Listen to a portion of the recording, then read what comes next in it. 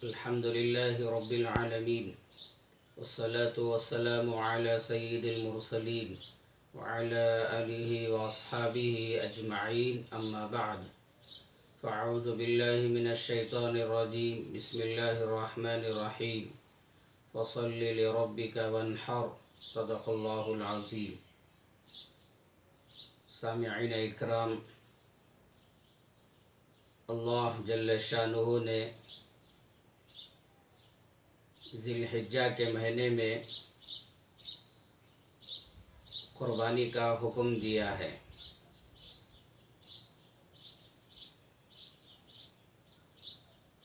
جن لوگوں کے پاس مال ہے، دولت ہے، صاحب نصاب ہیں، ان لوگوں پر قربانی دینا واجب ہے. قربانی کی بڑی فضیلت ہے. احادیث میں قربانی کے فضائل بیان کیے گئے ہیں. ابن ماجہ میں اور ترمذی شریف کی جلد اول میں روایت ہے.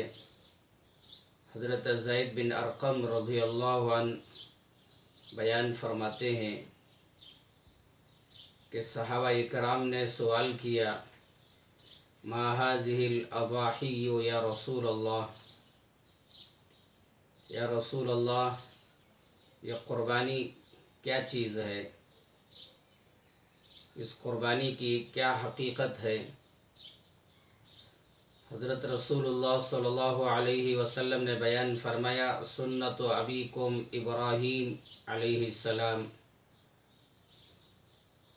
یہ قربانی تمہارے باپ سیدنا ابراہیم علیہ السلام کی سنت ہے. صحابہ نے عرض کیا، فما لنا فیہا یا رسول اللہ، یہ قربانی دینے پر ہمیں کیا ملنے والا ہے؟ اللہ کے نبی صلی اللہ علیہ وسلم نے بیان فرمایا، بکل شعرۃ حسنہ، جن جانوروں کی قربانی تم دیتے ہو اس جانور کے جسم پر جتنے بال ہوتے ہیں، ہر بال کے بدلے میں اللہ ایک نیکی عطا فرماتے ہیں.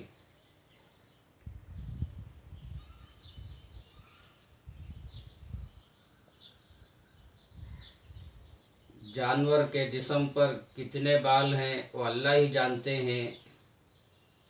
ہزاروں لاکھوں بال ہوتے ہیں تو ہر بال کے بدلے میں ایک نیکی عطا فرماتے ہیں. صحابہ نے پھر سوال کیا، فالصوف یا رسول اللہ،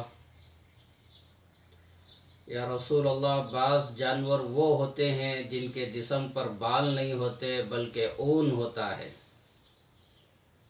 جیسے بھیڑ، دمبا، مینڈھا، اونٹ، کہ ان کے جسموں پر گائے، بیل، بکری کی طرح بال نہیں ہوتے بلکہ اون ہوتا ہے. تو اس کے بدلے میں کیا ملنے والا ہے؟ اللہ کے نبی صلی اللہ علیہ وسلم نے بیان فرمایا، بکل شعرۃ من الصوف حسنہ، ہر اون کے بدلے میں اللہ ایک نیکی عطا فرماتے ہیں. تو اس سے اندازہ لگائیے کہ قربانی دینے پر اللہ کتنی نیکیاں دینے والے ہیں. ابن ماجہ میں، ترمذی میں یہ روایت ہے. امی جان عائشہ صدیقہ رضی اللہ عنہا روایت فرماتی ہیں، ما عمل ابن آدم من عمل یوم النحر احب الی اللہ من احراق الدم. حضرت رسول اللہ صلی اللہ علیہ وسلم نے بیان فرمایا،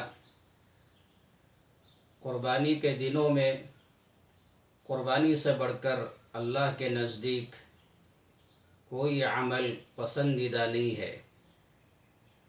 سب سے زیادہ محبوب عمل، سب سے زیادہ پسندیدہ عمل قربانی کے دنوں میں جانور کا خون بہانا ہے، یعنی قربانی دینا ہے۔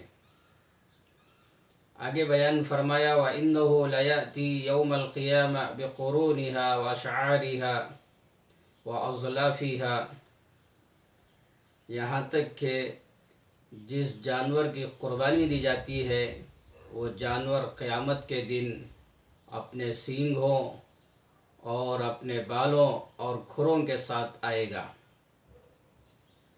آگے بیان فرمایا وَإِنَّ الدَّمَ لَا يَقَعُ مِنَ اللَّهِ بِمَكَانٍ قَبْلَ أَن يَقَعَ بِالْأَرْضِ، جن جانوروں کو آپ قربان کرتے ہو ان جانوروں کا خون زمین پر گرنے سے پہلے اللہ کے یہاں قبول ہو جاتا ہے۔ فَطِيبُوا بِهَا نَفْسًا، اللہ کے نبی صلی اللہ علیہ وسلم نے بیان فرمایا جب قربانی کی یہ فضیلت ہے، یہ اہمیت ہے، تو پھر قربانی خوش دلی سے دینا چاہیے، بوجھ سمجھ کر نہیں دینا چاہیے۔ تو اس روایت سے بھی پتہ چلا کہ قربانی کی کتنی بڑی فضیلت ہے۔ الترغیب و ترہیب میں ایک روایت ہے، اللہ کے نبی صلی اللہ علیہ وسلم نے اپنی بیٹی حضرت فاطمہ رضی اللہ عنہا سے قربانی کے موقع پر بیان فرمایا قومی الی اضحیتک فشہدیہا، اے فاطمہ تم اپنے جانور کی قربانی کے وقت جانور کے قریب کھڑی رہو، ٹہری رہو۔ فَإِنَّ لَكِ بِأَوَّلِ قَطْرَةٍ تَقْطُرُ مِن دَمِهَا أَن يُغْفَرَ لَكِ مَا سَلَفَ مِن ذُنُوبِكِ، اس لیے کہ آپ کی قربانی کے جانور کا خون کا قطرہ زمین پر گرتا ہے تو اللہ آپ کے اگلے گناہ معاف فرما دیتے ہیں۔ تو اس روایت سے پتہ چلا کہ جانور کو قربان کرتے وقت اس کے قریب ٹہرنا چاہیے، یہ مستحب ہے۔ تو آپ نے حضرت فاطمہ رضی اللہ عنہا سے فرمایا کہ اپنی قربانی کے جانور کے قریب ٹہری رہو، اس کا قطرہ گرنے سے پہلے اللہ آپ کے اگلے گناہ معاف فرما دیتے ہیں۔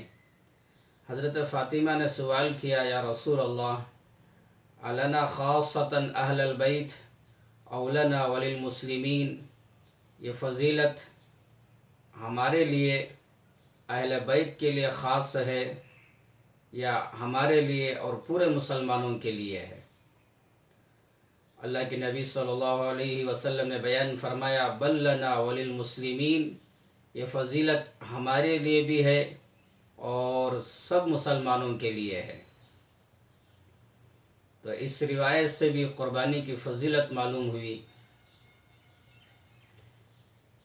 حضرت حسین بن علی رضی اللہ عنہما بیان فرماتے ہیں اللہ کے نبی صلی اللہ علیہ وسلم نے بیان فرمایا من ضحى طیبة نفسه محتسبا لأضحیته كانت له حجابا من النار، جو اللہ کا بندہ خوش دلی سے قربانی دیتا ہے اور اخلاص کے ساتھ اپنے جانور کی قربانی دیتا ہے، تو اس روایت میں دو باتیں بیان فرمائی گئی۔